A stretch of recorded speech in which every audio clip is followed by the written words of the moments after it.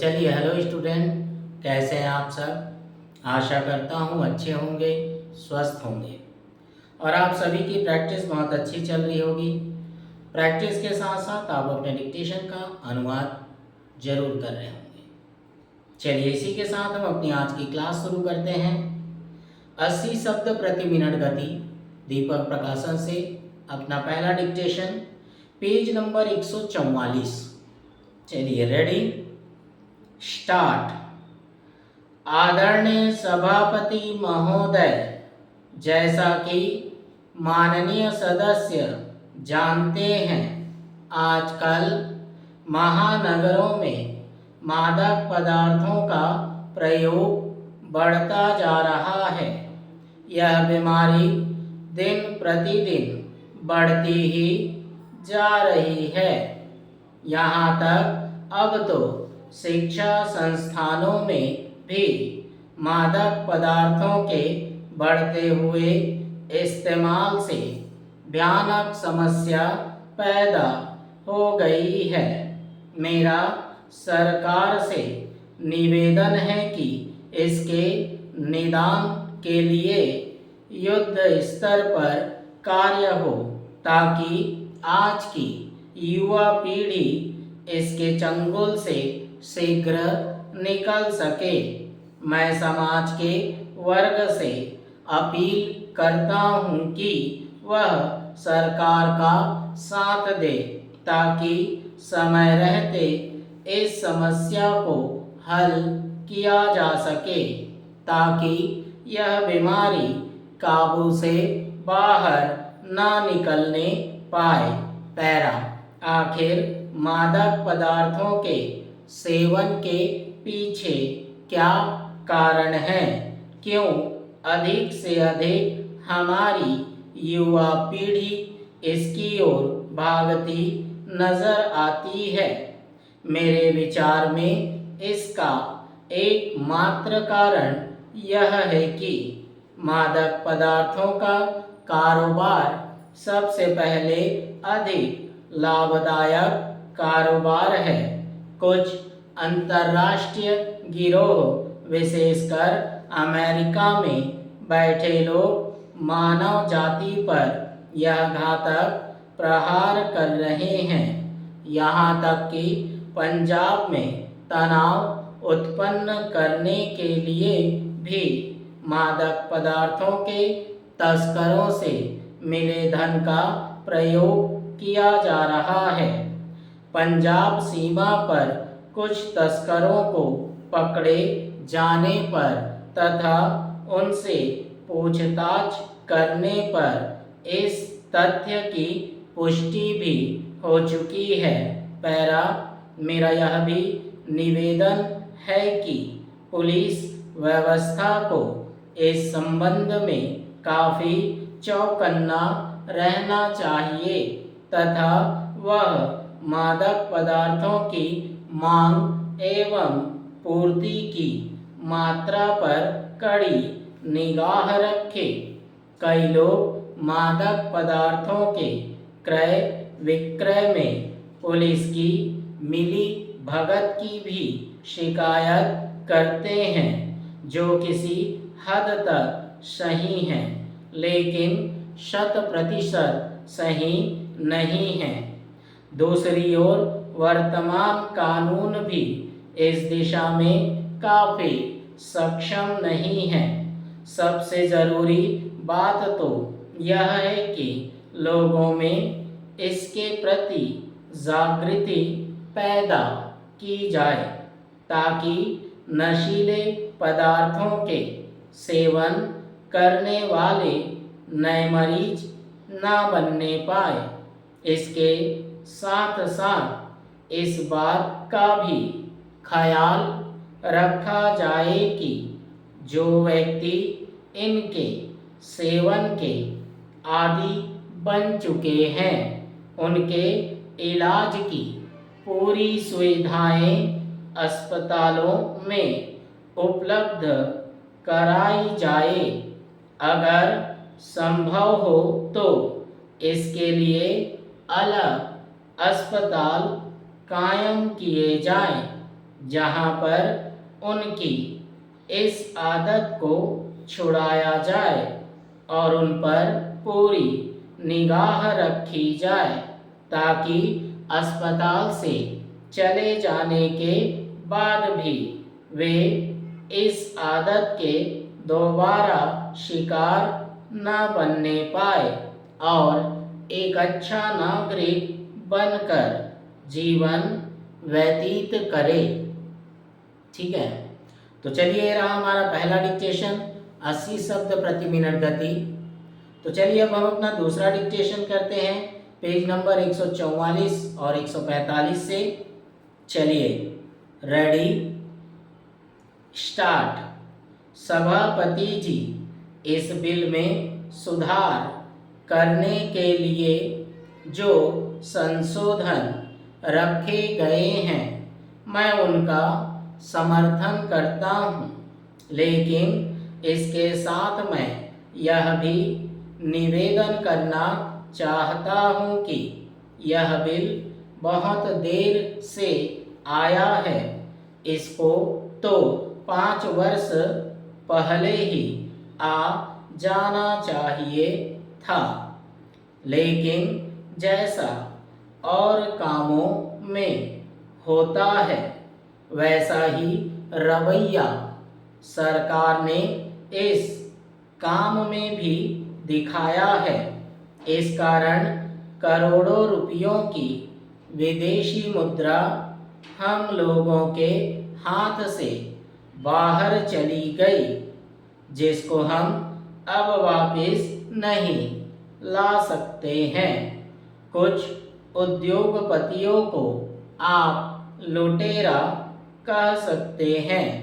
वे किसी न किसी तरह से देश का धन लूटकर विदेशों में अपने खाते खोलकर उनमें जमा करवा देते हैं और आयकर से भी बचे रहते हैं।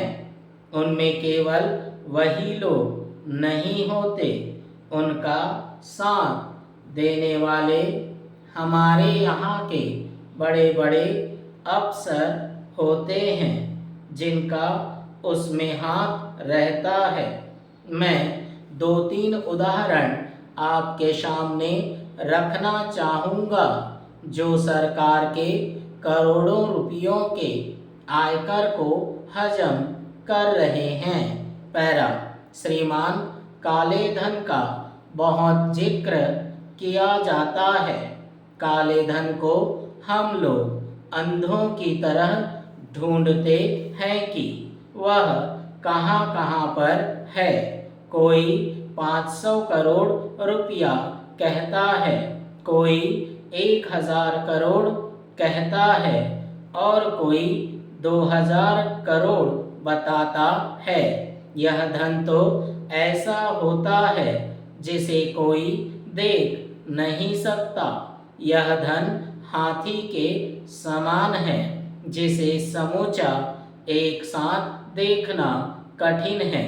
देश में जो काला धन है, उसको वसूल करने के लिए सरकार जितनी भी कोशिश कर रही है, काला धन उतना ही बढ़ता जा रहा है।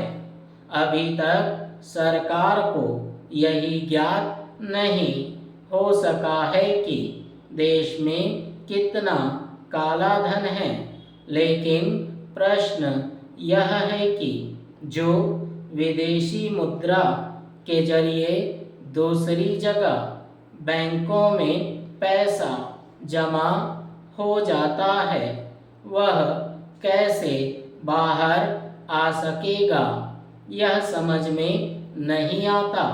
देश का काला धन तो देश में ही है, कभी न कभी उसको आप पकड़ लेंगे, मगर जो धन देश के बाहर विदेशी मुद्रा में चला जाता है, उसे आप कैसे रोक सकते हैं? यह सरकार को विचार करना चाहिए। पैरा, श्रीमान, मैंने आपको उदाहरण दिया कि देश के अंदर जो काला धन है उसके लिए लोग बार बार शोर मचाते हैं, चिल्लाते हैं, लेकिन जो विदेशी मुद्रा का नुकसान हो रहा है उसके बारे में सरकार को कोई भी जानकारी नहीं है और सरकार ने शायद जानने की कोशिश भी नहीं की है। ठीक है, तो चलिए रहा हमारा दूसरा डिक्टेशन 80 शब्द प्रति मिनट गति दीपक प्रकाशन से। तो चलिए अब हम अपने आने वाले डिक्टेशन के कुछ शब्द और उनके संकेतों के बारे में जानते हैं। चलिए देखिए, ग्रामीण, ग्रामीण का आंकड़ा, मामीना का आंकड़ा, परिवार, व्यक्ति, रोजगार, कृत, संकल्प, प्रसन्नता, बढ़ोतरी, प्रादेशिक, असमानताएं, इसी का हम है यहाँ पर असमानताएं, असमानताएं, असंतुलन, इस प्रकार से सराहनीय, हा का बड़ा वृत्त लगाओगे, नौकर, शाही, सलाह, म से काटेंगे मशवरा, राष्ट्रीयकरण, पर्याप्त, बस्तियां, पब्लिक स्कूल, उम्मीदवारों, इसको दुगना कर देना, मात्रा दे देना, योग्यता, यह का अर्धीकरण और उसके बाद य और ता, योग्यता, क्षमता लाइन के ऊपर, खेती लाइन ब से काटेंगे, खेती बाड़ी, हा का बड़ा वृत्त, निर्वाह, निरीक्षण, संक्षिप्त व या इसका का चाप, व्यस्त। देखिए एक आएगा उठाएगा, तो यहाँ पर देखो क्या है, ये क्या बना ठा, इसे हम क्या करेंगे लाइन काट के बनाएंगे। ठीक है, देखिएगा ये क्या बना, उठ बना, और आगे आएंगे कि सब चीज से इसको काट देंगे तो क्या बन जाएगा, उठाएगा, कमाएगा, क म। ठीक है, अब म को क्या करो आप, ग से काट दो, कमाएगा, दृष्टिकोण, दृष्टिकोण, कठिनाइयां, कठिन का सब चिन्ह, बहुवचन के लिए बिंदी, विस्तार, आंदोलन। ठीक है, आकाडेश न, आंदोलन, असंभव, आकाडेश असंभव, प्रशासन, प्रशासन, विद्यमान, विद्यमान, अपनाए, अपना का सब चिन्ह और ये अपनाने, प्रोत्साहन, हा का बड़ा वृत्त और नाम, प्रोत्साहन, महिलाओं, ये महिला और आव लगा दो, महिलाओं, साड़ियाँ, बहुवचन, संक्षिप्त या रा के लिए काटेंगे, और ये महंगी, प्रासंगिक, खादी, लाइन काट के बनाना, खादी। ठीक है, तो चलिए ये रहे हमारे आने वाले डिक्टेशन के कुछ शब्द और उसके संकेत। ये हमारा अंतिम डिक्टेशन है 80 शब्द प्रति मिनट गति का। ठीक है, इसके बाद समाप्त हो जाएगा 80 शब्द प्रति मिनट गति दीपा प्रकाशन के जो डिक्टेशन है वे समाप्त हो जाएंगे। ठीक है, इसके बाद हम दूसरे बुक से तैयारी करेंगे, डिक्टेशन बुक से। ठीक है, तो चलिए अपने अंतिम डिक्टेशन पे मिलते हैं अगली क्लास में। ठीक, तो चलिए आज के लिए इतना।